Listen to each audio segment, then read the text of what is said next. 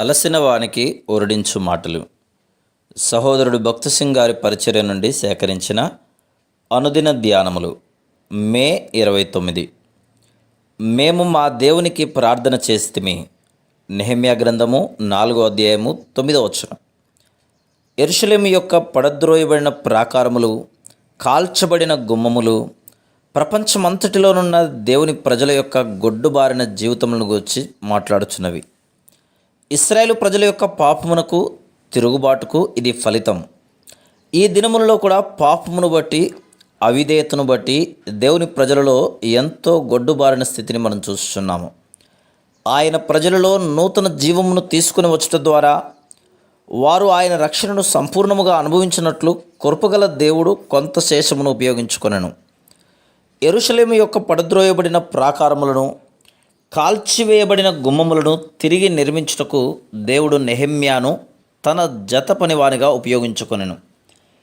ఎవరైతే దేవునికి లోబడి ఈ శేషములో నుండి కోరుదురో వారు నెహెమ్యా, అతని సహాయకులు ఏ విధంగా గొప్ప వ్యతిరేకతను, శ్రమను ఎదుర్కొని జయమందిరో ఆ విధంగా ఎట్టి వ్యతిరేకత అయినా, అవమానమైన, అపహాస్యమైన ఎదుర్కొనుటకు సిద్ధపడుదురు. సన్బలటు యూదులను పరిహసించి హింసించు వారిలో ప్రధానుడు. 4వ అధ్యాయము 1వ వచనం. అతనికి టోబియాను ఇంకొక స్నేహితుడు కలడు. 3వ వచనం. ఆ స్థలములో సన్బలటు, టోబియాలు మంచి పలుకుబడి, అధికారం కలవారు. దేవుని సేవకులుగా మనము అధికారం గలవారి నుండి, పలుకుబడి గలవారి నుండి వ్యతిరేకతను ఎదుర్కొందుము. సన్బలటు, టోబియాలు తమ ఉన్నత పదవిని యెరూషలేము ప్రాకారములు నిర్మించట్లో ఉపయోగించి ఉండవచ్చును. కానీ దానికి వ్యతిరేకముగా వారు తమ ఉన్నత స్థానములను, దేవుని పనిని ఆటంకపరచుటకు, ఆయన సేవకులకు శత్రువులగుటకు ఉపయోగించిరి.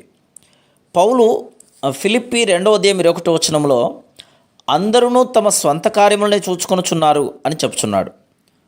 మద్రాసులో దేవుని పని మొట్టమొదట ప్రారంభించినప్పుడు ఆయన ఇటువంటి వ్యతిరేకతను గురించి మమ్మల్ని హెచ్చరించి దానిని ఎట్లు ఎదుర్కొనవలనో నేర్పాను. కాబట్టి మద్రాసు, చెన్నైలోని జెహోషమాకు వెలుటకు ముందు మాలో కొంతమందిమి రాత్రంతయు ప్రార్థించు భారము కలిగి ఉంటిమి.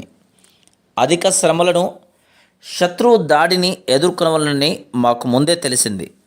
మేము పట్టుదలతో ప్రార్థించితేనే కానీ అట్టి వ్యతిరేకతను ఎదుర్కొనలేమని మేము గ్రహించితిమి. మేము సమీపంలోని పల్లవరపు కొండపై రాత్రంతయు ప్రార్థించుటకు తీర్మానం చేసుకుంటుమి.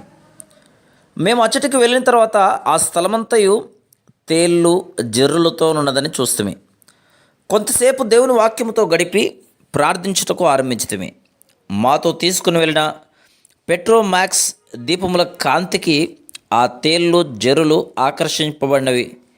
అవి మమ్మను సమీపించుట చూడగానే వాటిని చంపుటకు ఆరంభించితిమి. ఇది అసాధారణమైన అనుభవం. ఎందువలనగా ఒక ప్రక్క రాత్రంతయు ప్రార్థన చేయొచ్చు, మరొక ప్రక్క ఈ తేళ్లను, జరులను చంపుచుంటిమి. తెల్లవారుజామున సూర్యుడు చెన్నై పట్టణంపై ఉదయించుట చూస్తుమి. అప్పుడు ప్రభు స్పష్టముగా, తేట తెల్లముగా మాతో ఇట్లు మాట్లాడాను. తేళ్ళు, జరులు కుట్టినలా ఎంత బాధగా, విషపూరితముగా నుండునో అలాగే అచ్చటి ప్రజల వలన చేదైన అనుభవములు, అధిక శ్రమలను అనుభవించవలనని ప్రభు తెలిపాను.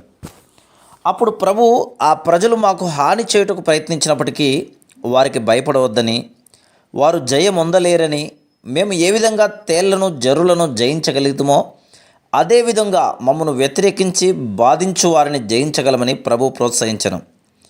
ప్రభు తేళ్ల ద్వారా, జరుల ద్వారా మాతో ఏదైతే మాట్లాడినో ఆ తర్వాతి సంవత్సరములలో ఎదుర్కొనిన అనుభవములను బట్టి అది సత్యమని రుజువైంది. కాబట్టి మేము పట్టుదలతో ప్రార్థించుట మాకు ఎంతో ప్రోత్సాహకరంగాను, సహాయకరంగాను ఉండెను.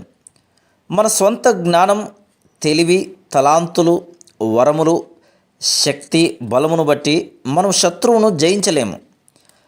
కాబట్టి ఇప్పుడు దేవుడు తన వాగ్దానమును ఎంతో నమ్మకముగా నెరవేర్చనని సాక్ష్యం ఇవ్వగలము.